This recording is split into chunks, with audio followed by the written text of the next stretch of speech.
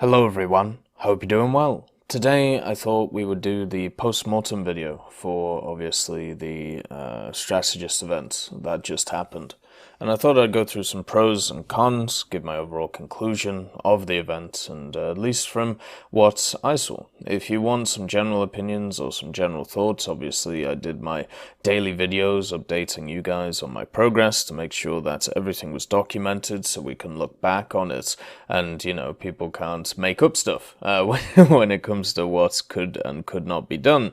Also streaming every day, making sure that everything is on record for exactly the same reason, so you guys know that what I'm coming from is a point of completing the event, playing it in its entirety, and all of that stuff. Now, there are quite a lot of pros about this event, and I think that's mainly just down to personal opinion, but even that, I believe the cons do outweigh them, because they are so large.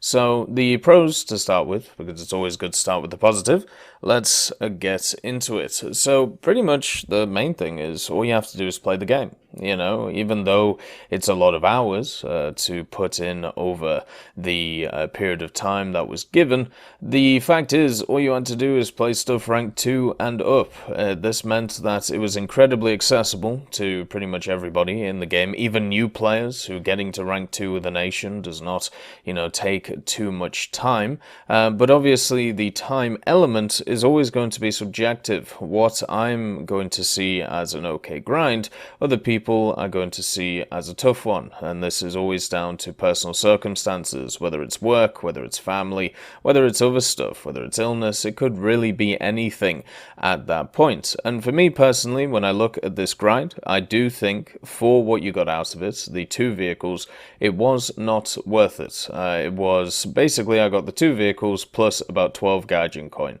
after selling all of the box stuff after completing the 2 vehicles. For me, I don't think that's worth it for the amount of time that was put in.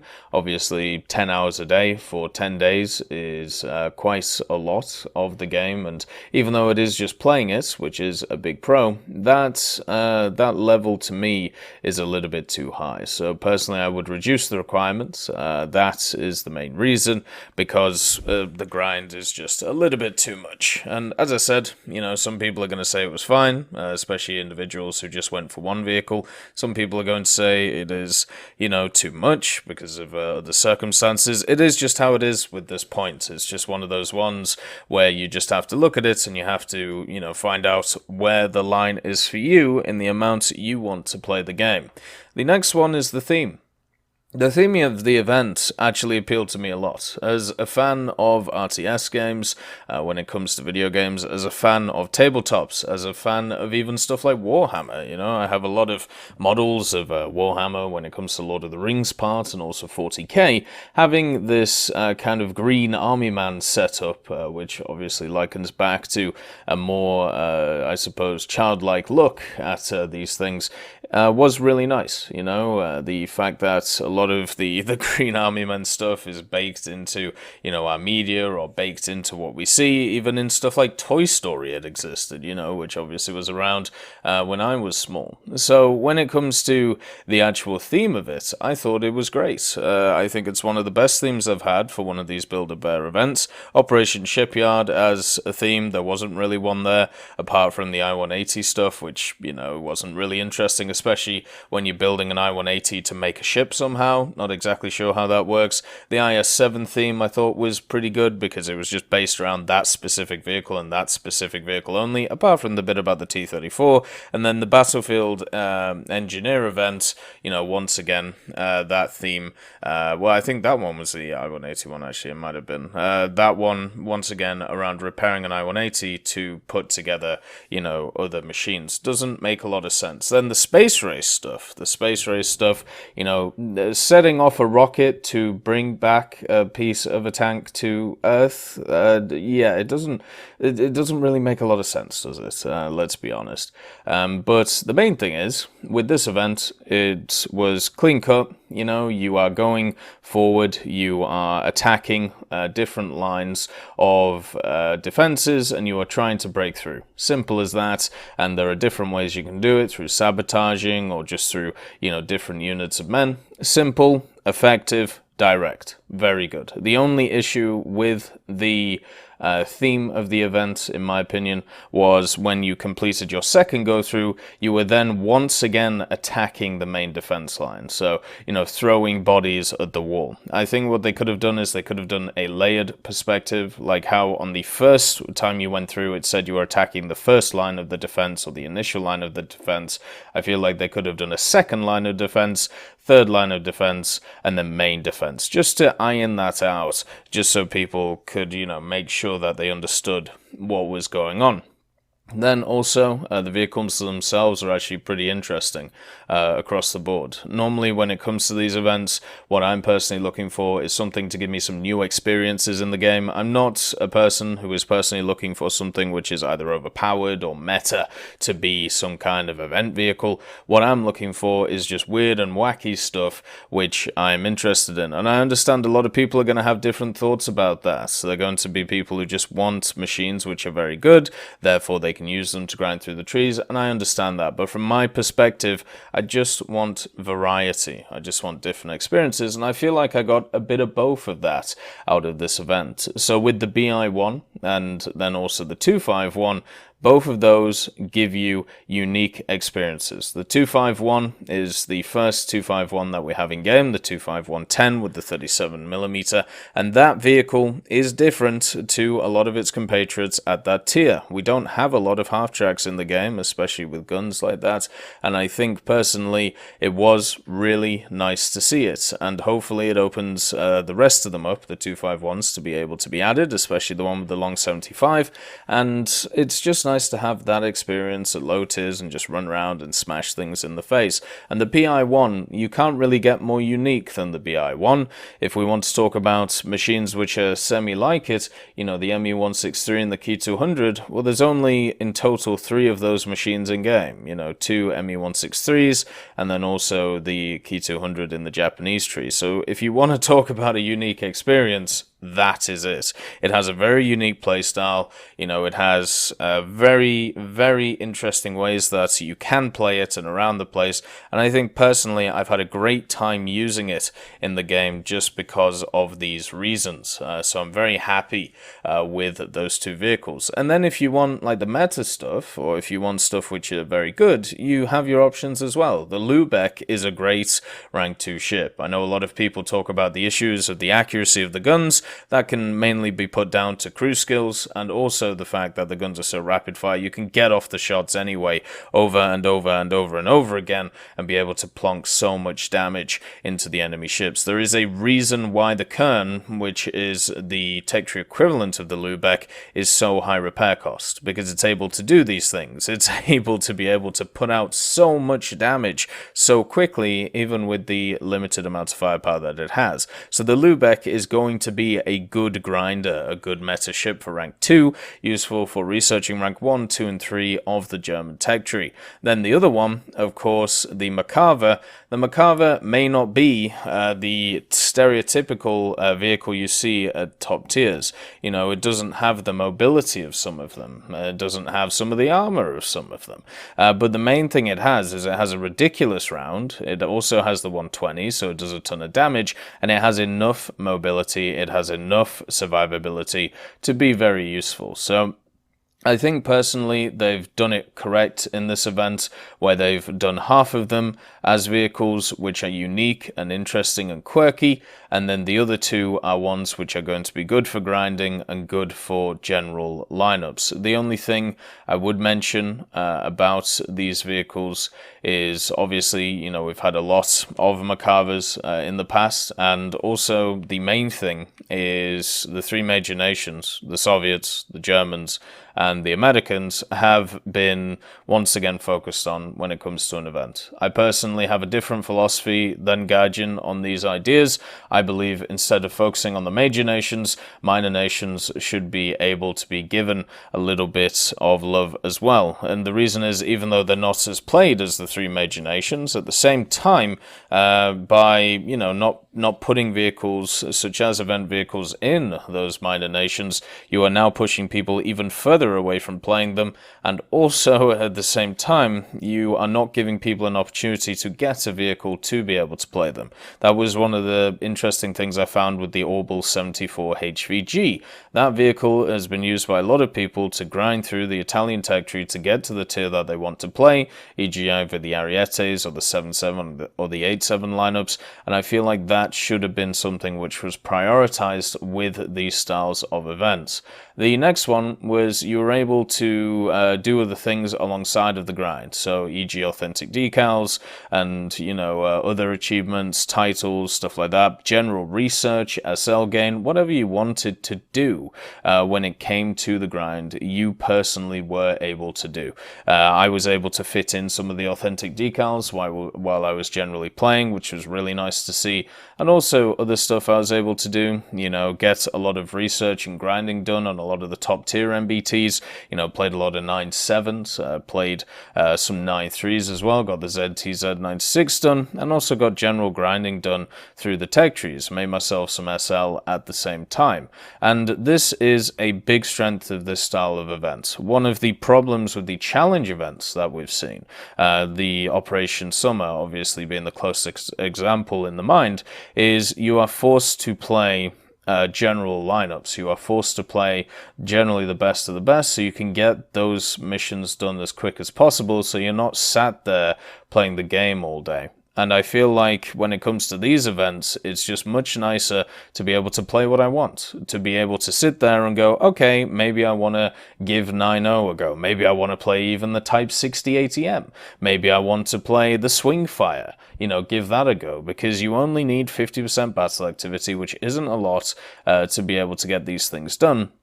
And another thing as well is I use this event to be able to spade a lot of vehicles that I've left wanting for a while. A lot of the top tier propeller vehicles for air vehicles. I got the Spitfire Mark 22, Mark 24, a bunch of the other Spitfires done. I got the Tempest 2 done. You know, a lot of the late tier Japanese stuff, the N1Ks, the J2s, stuff like that. And it was just nice to go back to those BRs and just spade the vehicles, but knowing that, you know, I didn't have to progress through the trees. I wasn't being forced to play the meta stuff. I could just play what I wanted to play.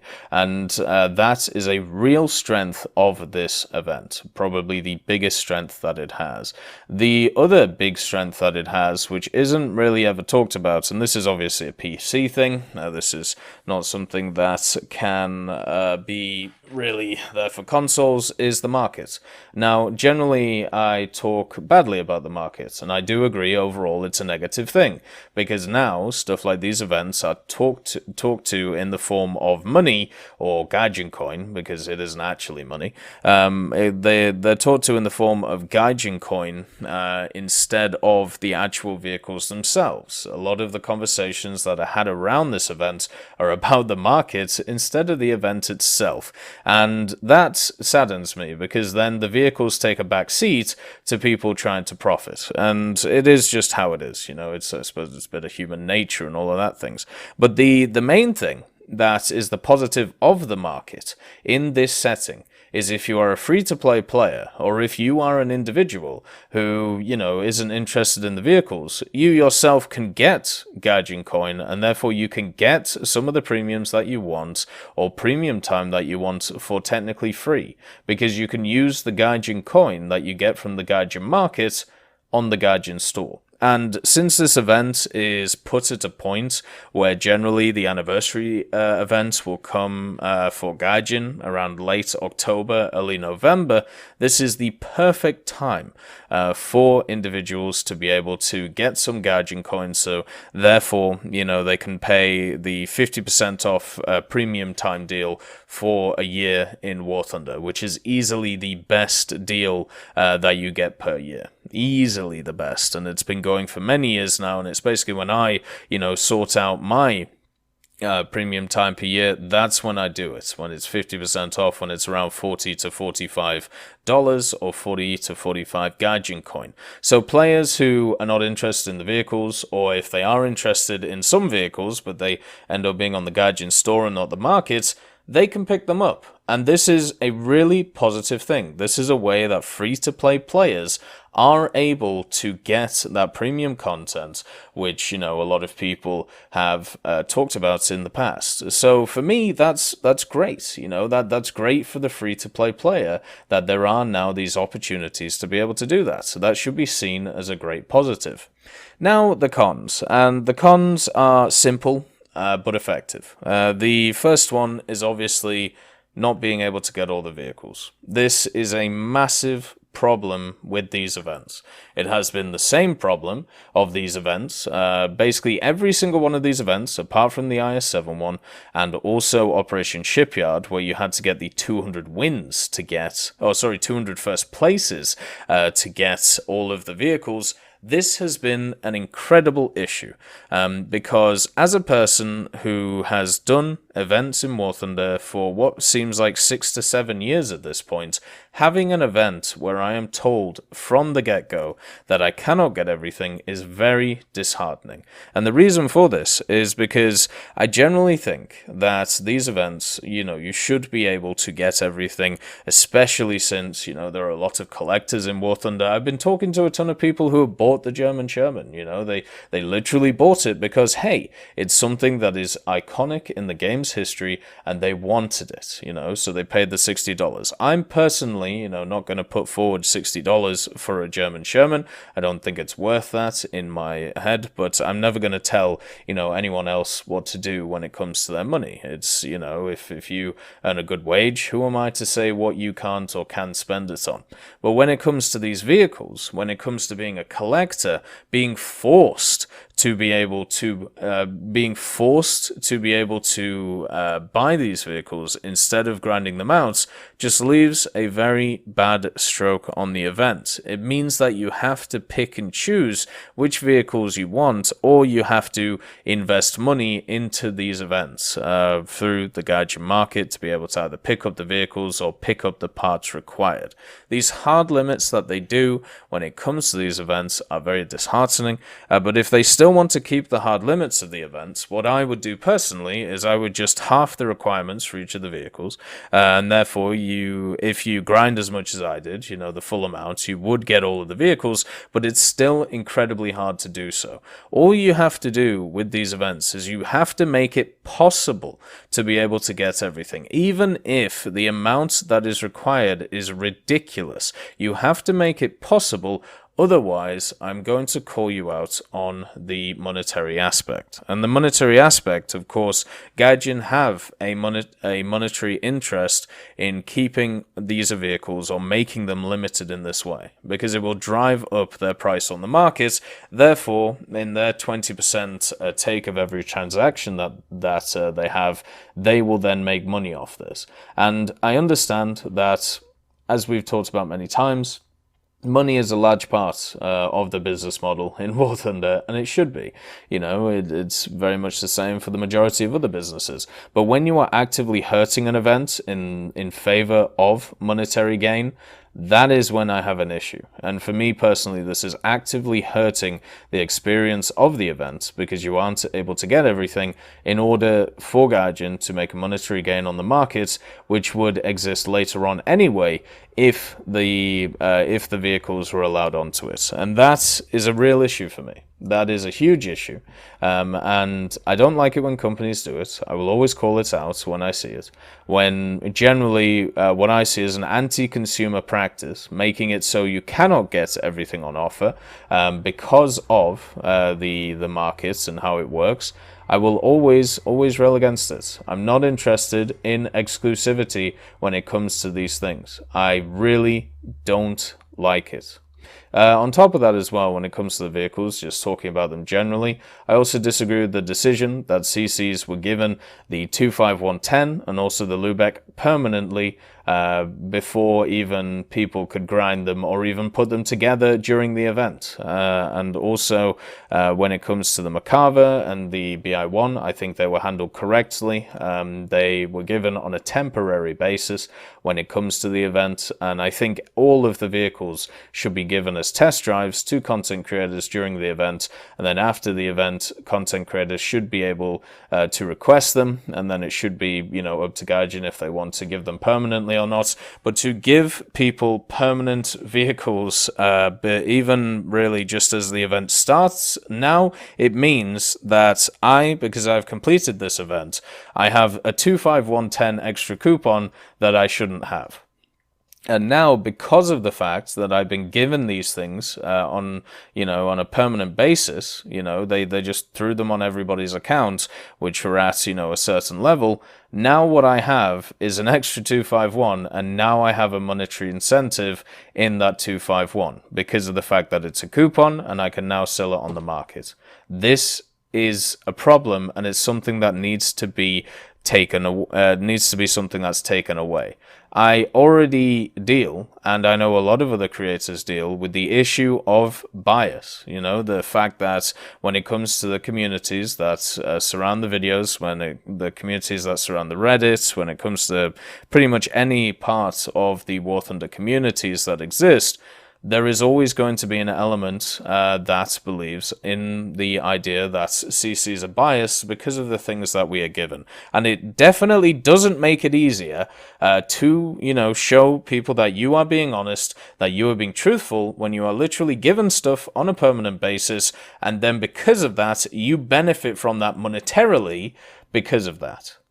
Now, that's why I believe they should all be temporary and then afterwards asked on a permanent basis. So therefore, Gaijin can check the accounts, see if you've ground out those vehicles, and then not give you extra versions of them. This was a problem that happened in Operation Heat, where in Operation Heat, we were given just the vehicles permanently, all of them. And therefore, we had every single vehicle from Operation Heat as a coupon as well if you completed the event. This meant I just had, it was either 6 extra vehicles or whatever extra vehicles it was to sell on the market and just, make some Gaijin coin and be able to do anything with. And I don't think this should be a good thing. I don't think this should be, something that should be encouraged. I know a lot of people say, well, you work hard, so therefore you should get free stuff. No, not at all. Like, if you want to give me free stuff, send me a t-shirt. Simple as that. I'll wear it on a stream. Don't give me something that actually monetarily affects, what's going on. I will never be happy with that, because it will just lead to accusations of bias, which it should do, because it is. Now, the next con is not being able to craft the lower event vehicles until later in the event. I personally don't understand why the boxes end on the 5th, but you aren't able to craft the Lubeck or the 251 until the 12th. Now, the only reason that I've come up with in my head that this is the case, that you can't craft them until then, is to give the Macabre and the BI the greatest chance and the greatest money-making efforts to be able to make stuff on the market when it comes to, selling. So if the market isn't flooded with stuff like 251s or Lubecks, therefore people focus on the BI1 and the Macabre, therefore they will put their money towards them instead of the thousands of 251s which are probably going to be on the market. It also means that people can't farm stuff like the 251, so therefore you can't just put 4 on the market and then just go from there, because you'll probably make more money doing that in the long term than just one Macabre. That's the only thing I can think of when it comes to this. So once again, a con because the market exists and because the monetary aspect of the market is being seen over the value of the actual event itself. So you can see that when it comes to the pros and cons, there are a lot of pros. This event overall was pretty positive in my opinion. But the cons are huge. And they all relate to one thing, and one thing only, and that is the greater amount of the fact that Gaijin is trying to monetize this event more and more and more every time. And I'm not okay with this. You know, it's obviously it's fine to make money, but it's going to get to the point. When does it get to the point where these events where you can only get one vehicle out of the four? When do we get to that point? Because some marketer has made a decision that they can make a little bit more of a percentage on sales on the market if you do that. You know, because you make it more and more exclusive. I'm not in favor of exclusivity when it pretty much comes to any of these things. I think exclusivity is a negative part of gaming because it's very much negative for the consumer of the product. So hopefully that changes. You know, it's basically the same issues that I've had with these events going back 2 years now. And something tells me it ain't going to change. But hopefully there'll be a way to be able to, in the next event, be able to get all of the vehicles, which would solve all of these issues. Overall, the event was positive. So, I'm sure we'll get some more. I'm sure the event went well from Gaijin's end. There was only, I think, one server outage during it, so we're on the up when it comes to that. You know, World War Mode was annihilated by server outages, and the summer event definitely had a few. So only won this event, which is grand, and hopefully going forward we see some more of these events. Hopefully we get a bit of a break now, though, because I know a lot of people are burnt out with the game. A lot of people want to play other games now, so let's just hold it off for a few weeks, you know, before we get crazy once again in War Thunder. I hope you all have a wonderful day, and I'll see you next time. I'd just like to thank Trigger Hippie, Universe, Conte Baraka, Elove Goat, Eugens Terry, Ambrosius McClellan, Daniel Stanton, Martinez, B. Young, Hans, and Samuel Slick for supporting the channel.